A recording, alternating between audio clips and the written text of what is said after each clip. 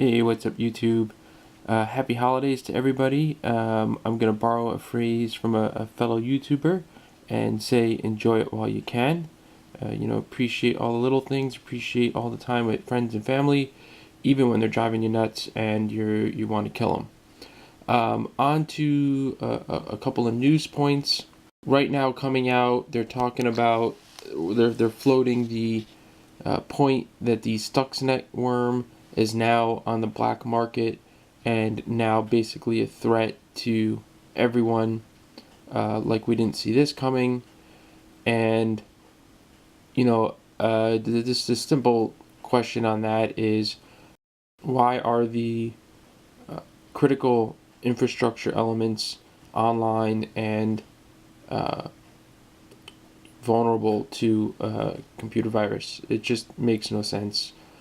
And let's see, the next thing, we had, of course, the travel day for Thanksgiving, and all the media was floating around that the opt-out was a bust, but there are a bunch of articles floating around that basically the TSA was not really using the scanner machines and not really giving the people the choice to opt out.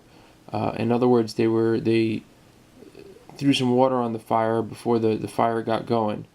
And the way that I see this, I see this as three possible reasons behind them for doing that. One, they really don't give a shit about anything except the money involved in all the contracts of setting this stuff up and hiring all the people and all this stuff. So that's all they care about, and they just didn't want to deal with any problems. So they just said, okay, we're not going to do that. Two, they didn't want an escalation of the public. They didn't want the people waking up and really getting pissed off and rallying behind something. They didn't want a confrontation on a wide scale. And then the third other possibility that I see for this was that they were too concerned about the economy and the possible impacts of the economy if, basically something spiraled out of control and they wound up shutting down the airports, or, if people just got totally pissed off on that. And of course, when I say they, I mean, the powers that be, the controllers and all that jazz. As Mr. Rumpelstiltskin pointed out, he said that in all the video that he saw of the airports, there weren't a lot of people there. And he says that he thinks a lot of people didn't opt out, they just boycotted. And they said, screw this, I'm staying home. I'll send my family an email or give them a call on the phone or something. And, I definitely think that there's a lot to that. I also noticed an article on Drudge that was talking about a 30-mile backup on the Mass Turnpike. And I didn't get into too far into the article, but, that's probably direct relation to the fact that more people decided to drive than fly. I got another link here I'll drop in the description where some doctor guys are saying that the scanners do in fact cause cancer, or at least there's a real high probability that they can cause cancer. And, we all know the deal with that. And then the last point on this TSA stuff is, of course, let me continue here. So the last thing that I wanted to talk about here was the biometrics. Now we all know that the biometrics is their end game, and at least on this front, in this issue.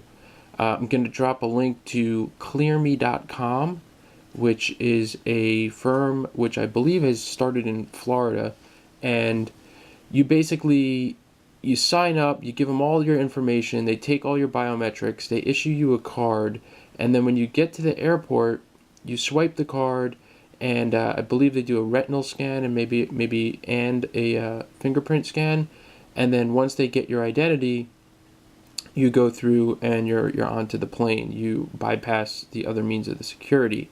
So, of course, how the heck does verifying your identity stop you from being a terrorist? I don't understand this. and of course, they're gonna find a way to fake that stuff, and it's just all crap. Um, and isn't that sort of why we have driver's licenses and passports and all the stuff that verified our identities before they had biometrics? Just doesn't make any sense. Um, he felt bad. Another YouTube user here online. He sent up a video recently, and he discussed this bioscanner that they basically have now, and it's sort of in the background, coming up. Basically, and again, the links in the description. These bioscanners can detect diseases, and they can detect the diseases through a blood or a urine sample. And I'm going to go out on a limb and guess that they could also do a mouth swab. So, again, you can expect that as things progress, they're going to be wanting your DNA at all, major points and hubs. And, they're going to make sure that you're, quote unquote, not a terrorist through those means, which, I've said for a long time, just somebody, they get somebody with smallpox, he gets on a plane and he goes and he shakes a bunch of hands and kisses a bunch of babies, and then there they go. They've got the biggest, terrorist attack ever, and they didn't have to smuggle anything anywhere. Is a bioscanner going to catch that? Probably not. Will they get ways around it? I'm sure. I'm sure they'll come up with some sort of, what do you call it, delayed release virus that the guy can swallow, or who knows. It's all bullshit. We know that, but here are the links in case you haven't seen some of this stuff, so you can see it in black and white. That's it for now. Later, YouTube.